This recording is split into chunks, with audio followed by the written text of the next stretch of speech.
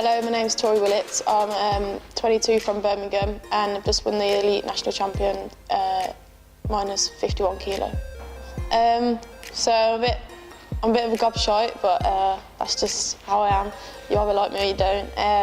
I've been doing combat sport since I was about 11.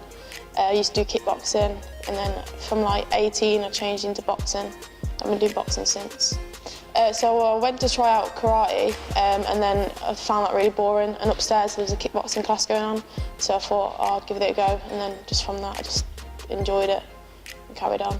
So in kickboxing I achieved quite a bit. I was on Team GB, went to Spain, Serbia, France, Ireland, represented GB in all of those. Won 3 national titles, 3 British, 3 English, and I won the Commonwealth as well. So I've got all those. And then I changed over to boxing because it's not an Olympic sport. So I thought I'd give boxing a go and then try and see how far I get in boxing.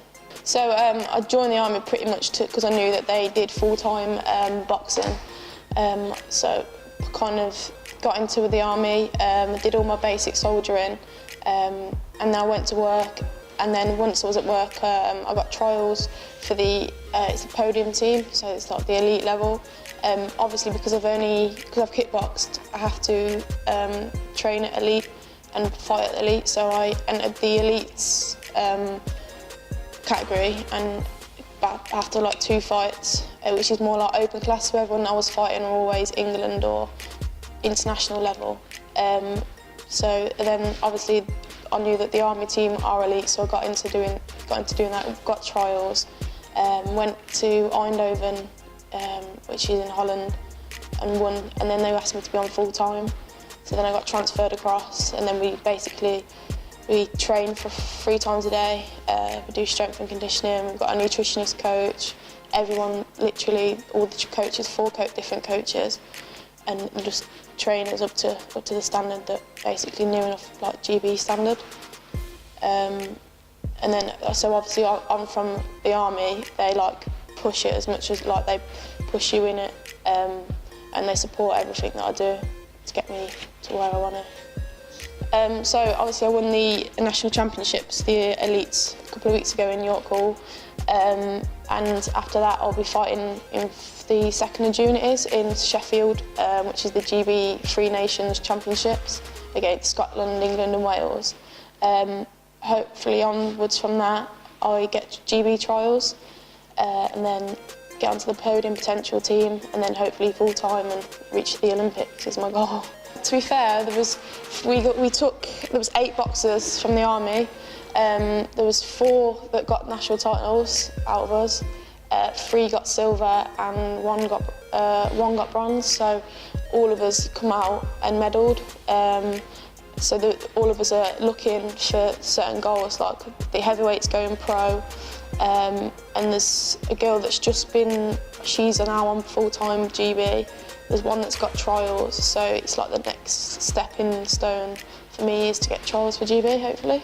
Oh, yeah, literally it was the best feeling ever, because I didn't realise that, I didn't think I'd be able to achieve it in such a little time. I've only had 14 boxing fights, and obviously fighting in the elite levels, everyone's had 20 fights above, or even more than that. So I knew that it was going to be hard, and the girls that I boxed, in the first round I drew seeded number 2, second round I drew seeded number 3, and then in the finals I boxed someone who got a bye all the way to the finals, so I knew that she was going to be fresh, because certain people pulled out on the other side of the draw, so I knew it was going to be hard work, but to win it was like amazing feeling. Well, outside of boxing, you don't really think I'm a fighter. Like, not many people know, well, unless they know me from like either social media. But if you see me in the streets, I'm a girly girl. I love going out with like my mates and just doing normal things other than when I'm training. But at the minute, my life is literally, I have to be focused in the sport, so you can't really have the like enjoyments unless it's the end of the season. I've just been pretty much like straight down the line with everything that I do. Yeah, definitely. Like, obviously I'm fighting in 3 weeks, and it's my birthday the week before, so which is a bank holiday weekend, so I won't be going out. I'll probably have to I'll be celebrating after I've won. You have to sacrifice going out with your mates, drinking, certain foods you can't eat. Well, like if you're trying to make weight, it's quite really strict, and just literally your life is pretty much boxing. If that's what if you've got such a high aim and goal, you have to be like pretty much focused in everything you do. Don't let anyone tell you that you can't do something, because from like the age of I don't know, from like 13 onwards, like my mum always says, oh, you can't make a career of it, and then obviously they say, I've always said I want to be on GB, and I've said that's what I want to do. They says, oh, it's not a career, you need to do something that you're going to be able to earn a living off. And I always use the example, Lisa Whiteside's just come back from the Commonwealth, she's 34 and she just won gold, and she's on GB, and she's at my weight. So Nicola Adams, she won this title when she was amateur, this exact same title that I won a couple of weeks ago, so if she can do it, then I don't see why I can do it, to be fair. Yeah, so my mum hates watching me fight, but she'll watch it probably like after. My dad's fully supportive, my sister, she'll be ringside just shouting her head off if she can. But everyone's really supportive, and they want me to, now they've seen they've seen my previous fights and what I'm capable of, they're more pushing towards me getting my goals at what I want to do. But beforehand there was like, they didn't really believe that I could get to where I wanted to. So yeah. Well, it's literally kept me on the straight and narrow. A lot of my mates, like, they're always going out and partying, which I do enjoy, but like at the same time I'm not really bothered about it anymore, because I've got a goal that I want to achieve, so it doesn't really bother me. But obviously when I can let my hair down, I only have like a couple of cocktails, and that'll be it, pretty much.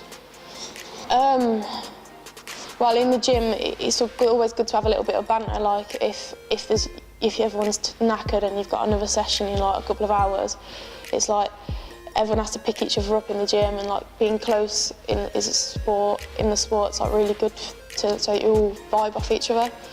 And especially like when you're making weight, everyone's a bit snappy, so yeah, everyone has to like just get in together and be as a team. Obviously we train Monday to Friday. Monday we'll be in the gym at 9 o'clock, say, for either a boxing shakeout, and then we'll be back in at 11 for pads, and then we'll be back in at 3 for strength and conditioning. Within this time, obviously, we have to eat, shower, refuel, get back in, try and sometimes get a little naps in between because we're so tired.